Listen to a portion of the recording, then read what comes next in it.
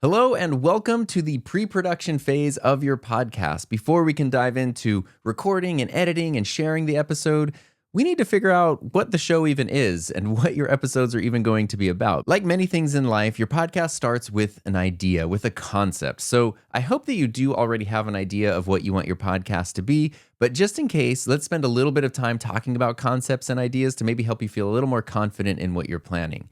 Every single podcast will evolve over time. So don't feel like your first episode has to be the perfect episode. Your first episode will be the best episode you've ever made, but then your second episode, third, fourth, 100th, everything should kind of continue to grow and evolve over time. So your 100th episode might look and sound and feel very different than your very first episode. And that's totally okay. That's something that happens with every podcast. Even TV shows and huge professional productions all evolve over time as people kind of dial in on what they're working on and what they want it to be. So we're not going to talk about gear and recording just yet. Right now, we're just going to focus on helping you to narrow down a niche so that you can better understand your audience and figure out a basic style and structure for your episodes. Now, did you know that the average podcast stops after just 7 episodes? That's the point where most people sort of just give up, they decide that they're done, and they move on from their show.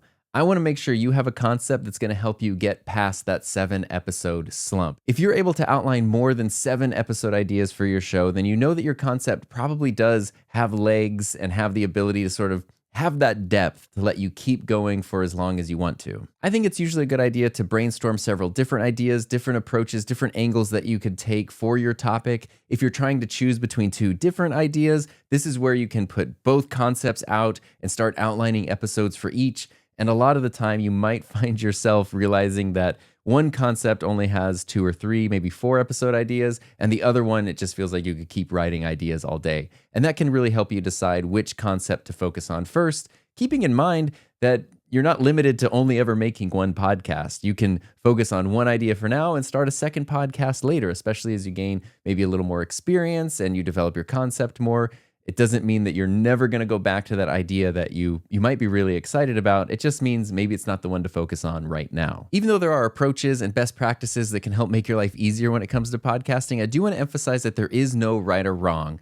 There are very, very different workflows, though, for different types of podcasts. So just kind of keep that in mind. If you're looking to do something like a conversational podcast, those typically take a lot less time to create compared to something like a super highly produced NPR style narrative series that has layers and layers of sound beds and music and sound effects and interviews and all this kind of stuff.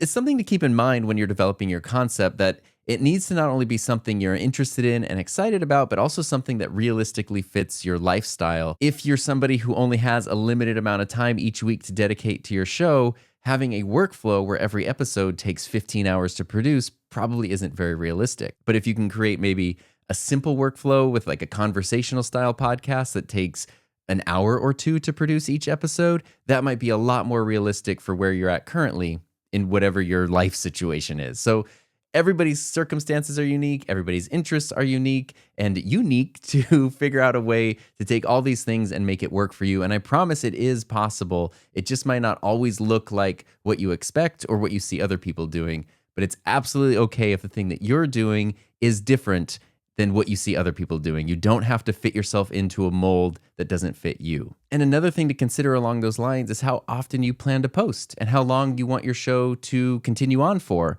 Do you want to do shorter runs of episodes like little seasons? That's something I have found is really, really helpful. Or do you just want to kind of keep going every single week forever?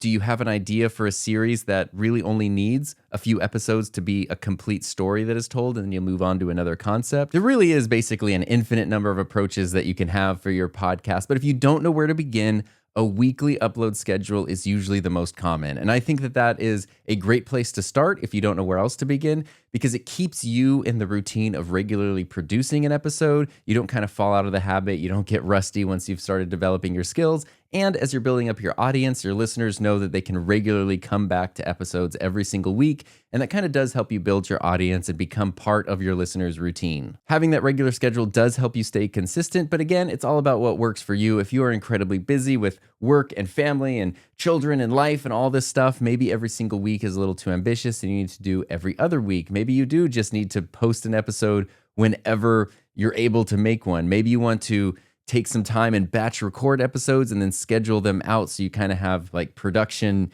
time frames, and then everything is just sort of automated until you need to do your next batch recording. There's, again, basically unlimited approaches to podcasting. In addition to a great concept, it's also really important to have a great title for your show. That's something that's going to catch people's attention right away. It's not something you need to decide right now. You don't need to figure out the title of your show right this second, but later on, when it comes time to upload and share your episode, at that point in time, you will need a title for your show. For now, just keep in mind that great podcast titles are catchy, they're memorable, but that doesn't mean, just because it's simple doesn't mean it's easy. If you're trying to decide between different ideas, you've got your list of potential titles for your podcast, I like to think of someone telling their friend about your show and think, is it easy for that person to just recommend the show to a friend? You don't want them to say like, it's this podcast where this person, they talk about stuff and there's like topics and things. But if they can say, have you heard this podcast? It's called the best podcast in the world.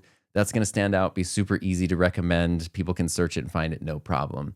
You'll also then need cover art for your show, which again, not trying to overload you with stuff right now, just helping you think of the overall concept. Because once you have your idea and you have a title and you think of what the visuals might look like, it kind of helps it feel a lot more real. And that's going to make it a lot easier to continue on in the future lessons. We're going to talk more about artwork specifically at the end of the course, but in general, if you want to get a jump on that, podcast artwork is typically 3,000 by 3,000 pixels, and it can be as simple or as complex as you like. You can use free design tools like Canva, paid options like Adobe Photoshop, and even take it further and hire a professional designer if you don't want to deal with any of that yourself. The only other thing you need to know right now is that you can change your podcast artwork at any time. So don't feel too much pressure to get it perfect the first time. Just like anything, you can evolve it over time. If you really want to go nuts, you can even have separate artwork for each episode if you want to. Now, this is a production-based course, so right now I'm kind of giving you more of like a broad checklist for what you might want to consider when it comes to your show's concept. But if you do need a bit of extra help with that whole ideation process, I do have a separate course called the Podcaster Idea Book that will help you develop a sustainable concept and get that first run of episodes planned out. All that aside, once you've found a concept that you're happy with, the next step is to outline some episode ideas. Having that content plan will keep you content with how organized you are and make your recording sessions so much smoother. And as you're outlining your episodes, this is also where you can start to pin down a format for your episodes. You can change it up at any time. I can't emphasize that enough, that the things you're deciding right now at the beginning are not set in stone for all time, eternal. You can change things anytime you want. But it's nice to kind of know what you want to do just to get the ball rolling. So some common podcast formats include solo discussions, interviews, journalism, storytelling, narrative storytelling, fiction, all that kind of stuff, or even a mix of everything. It's all about what fits your concept and your personality the best, the thing that makes you the most excited to jump in and start recording every episode of your podcast. And our main goal for this course right now is to produce a single episode. But if you're able to have several different episode ideas listed out, ideally even more than 7, you can then feel a lot more confident in your concept, and it's going to kind of give you a roadmap of where you want to go. And just looking at everything from a broader narrative standpoint, if you are able to come up with multiple episode ideas, it can let you see how they all fit together and build off one another. So as you're organizing your first run of episodes, you could kind of see that it makes sense that maybe the one you thought should be the first episode would actually be perfect as the third episode. So whether you're planning to produce episodes continuously or you're kind of doing a season group of episodes, knowing how everything fits together just makes everything feel a lot more cohesive. And of course, even though producing a podcast is something that is very personal to you and it's a big part of you and your individuality and your creativity and you sharing something that only you can share, you can't leave your audience out of the equation. You need to think about your listener, your viewer, who is watching and consuming your show. So with that in mind, let's jump over to the next lesson where I'll help you get to know your listener.